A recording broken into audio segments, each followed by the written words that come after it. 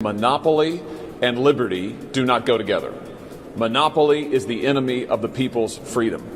That's certainly true of Major League Baseball. It's true of big tech. It's true of the monopolies that we see more and more across our economy. When you have concentrations of economic power, political power follows. Now, we've seen this before in American history. I mean, this is not unfamiliar to us. A century ago, massive corporations, the railroads, U.S. Steel attempted to amass economic power and succeeded. They attempted to amass political power and for a time succeeded. And we know what the solution to that is. The solution is you break them up. The solution is trust busting.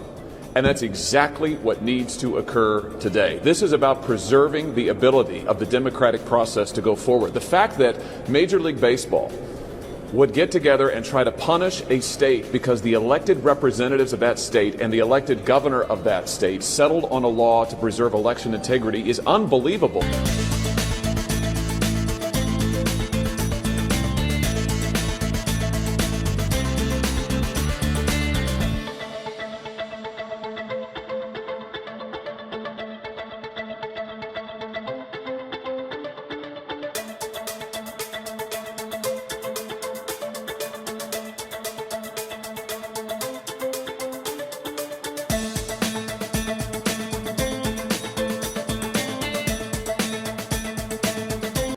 I think today's professional athletes are acting incredibly responsibly.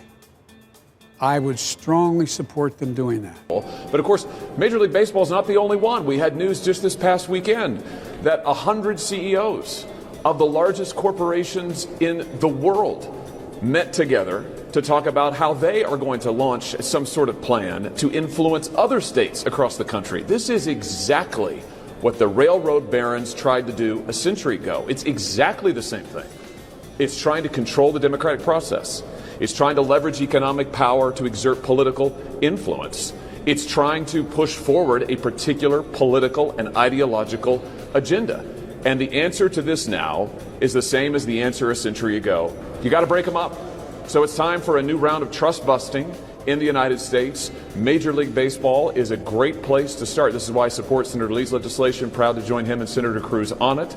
It's time that we sent a clear signal that, first of all, there shouldn't be these dramatic carve-outs in our antitrust laws, like the one the Supreme Court made up for Major League Baseball.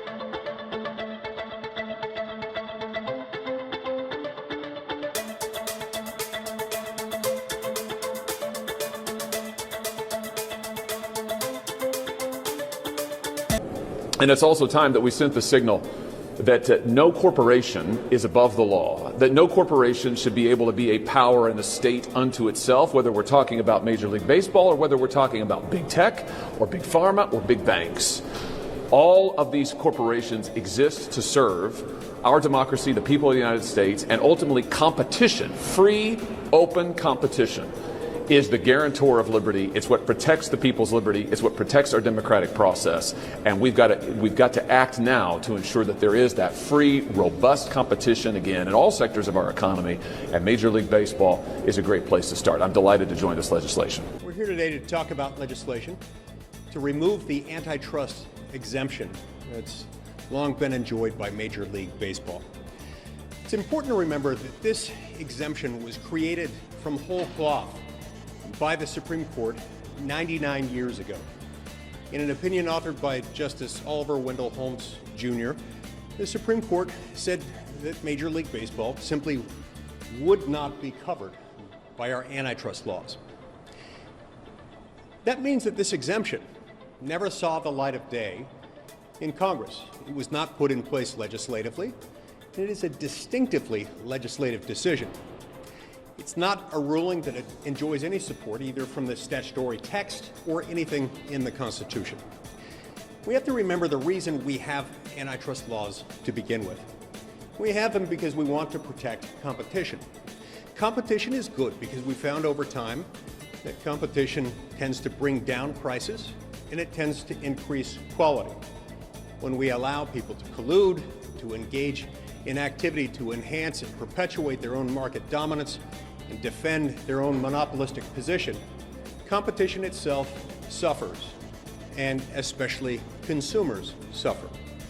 So if we are going to deviate from the norm established by our antitrust laws, those deviations need to be considered and carefully weighed and balanced, and they need to be ultimately enacted by Congress, not simply put in place by the Supreme Court.